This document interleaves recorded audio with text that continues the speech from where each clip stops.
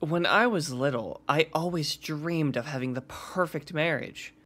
I couldn't wait to find the perfect girlfriend and ask her to marry me. Sometimes I wanted to jump the gun and ask the first person I saw, but I had to say to myself, Noah, you can't ask just anyone. She has to be perfect for you. Then, one day in college, I thought I found her. She was the most beautiful girl I had ever seen. But that wasn't enough for me. I needed more than just looks. I wanted the perfect girl who was funny, kind, and loved me. Luckily for me, I got the chance to know the girl more, since we were lab partners in class. Her name was Zoe, and she was the whole package. Smart, pretty, funny, and she was great in class. We really hit it off. So, by the end of the third week, I was ready to ask her out. I was super nervous about it. But I summoned my courage, and she actually said yes. I was so excited we hit it off right away. We went on so many romantic dates, and my love for her only grew over time. Finally, the time came and I asked Zoe to marry me. Lucky me, she said yes again. We got married shortly after that, and settled down in a nice house. Life was going great, and I thought I finally found my perfect wife, just like I had always wanted. We were happy together, and she made me feel amazing whenever I was near her. It was a perfect life. So I should have known something was going to go wrong. It was about 5 years after our marriage, and I thought things were going amazing still. Ready for dinner, dear? I made your favorite. Huh? Oh, I'll be there in a minute. I have to finish some of this up first. She started to respond less over the next few days.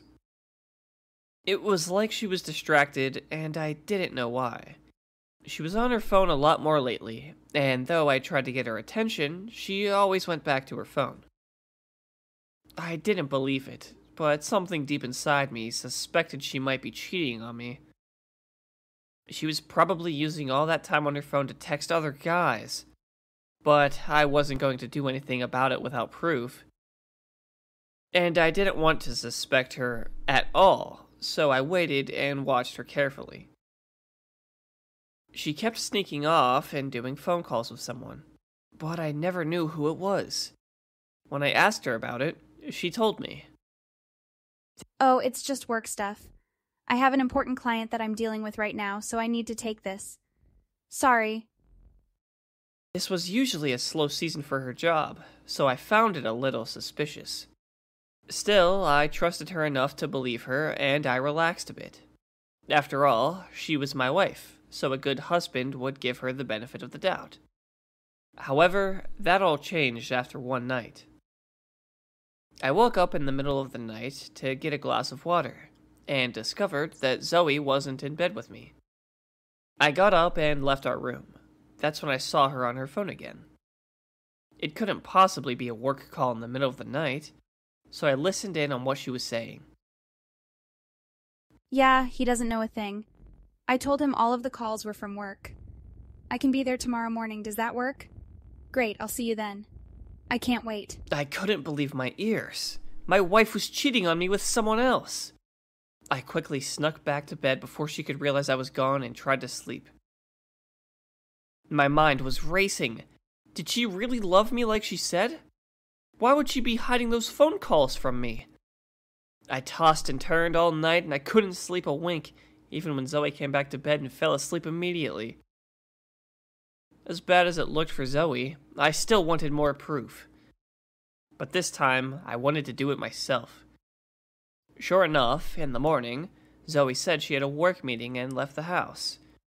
When she was gone, I went straight to my computer and got to work.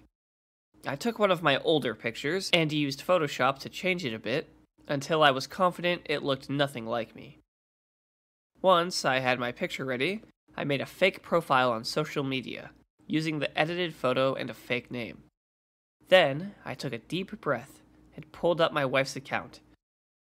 Using my new account, I messaged her. Hey there. You look pretty hot. Are you single? I was sweating up a storm as I waited for a response. Surely she won't respond to a message like that. Thankfully, I got a text back. Hello, I do have a boyfriend, and he looks a lot like you, actually. Only more handsome. That made me feel good, but I had to make sure she wasn't messing around. So, I kept pushing. I told her. Well, he's not here, is he? It's just you and me. I guess that's true. And you are pretty cute. I'll give you a shot. She responded quickly. My heart dropped as I read those words. My wife was actually going to flirt with this random guy? Still, my curiosity was killing me, so I continued the conversation with her. I told her how beautiful she looked and that she didn't need her boyfriend if I was there. I was hoping she would disagree, but instead she went along with it. Right. I wouldn't need him if you were around. Maybe we should meet up? There's something I want to show you. Her true colors showed. She wanted to meet up with this stranger and give him a gift. I wanted to tell her off right then and there, and reveal my deception. But I managed to hold back. After all, it would be much more satisfying to catch her in the act. We set up a time this afternoon to meet up, and I waited with anticipation. Finally, when the time came, I set off. I headed towards the meeting spot. It was a small cafe, and I wanted to watch from nearby to see her arrive. Finally, she did, and sat at a table by herself. That's when I marched up, ready to deliver some justice. But when she noticed me, Zoe just smiled. There you are. I was wondering if you would be late. My secret internet date? What are you talking about? You arranged to meet some random guy here today. No, I arranged to meet you here, don't you remember? You were the one who messaged me after all. So you found me out? How? You're not that great at Photoshop, honey. So are we doing this roleplay thing or not? Roleplay thing? Zoe explained to me that when she saw it was a poorly edited picture of me, she knew right away who I was, which is why she responded to me. Then, when I kept pretending to be this other guy, she thought I was doing a roleplay scenario and played along with it. So I explained to her what I was really doing. Oh, Noah, I'd never cheat on you. I knew it was you this whole time, which is why I did all this. And those phone calls weren't to another boyfriend. They were about this. Zoe had a paper bag with her and took out a large painting. It was really well done, and I was very impressed with it. I've secretly been taking painting classes, and I didn't want you to know so I could give you this as a surprise.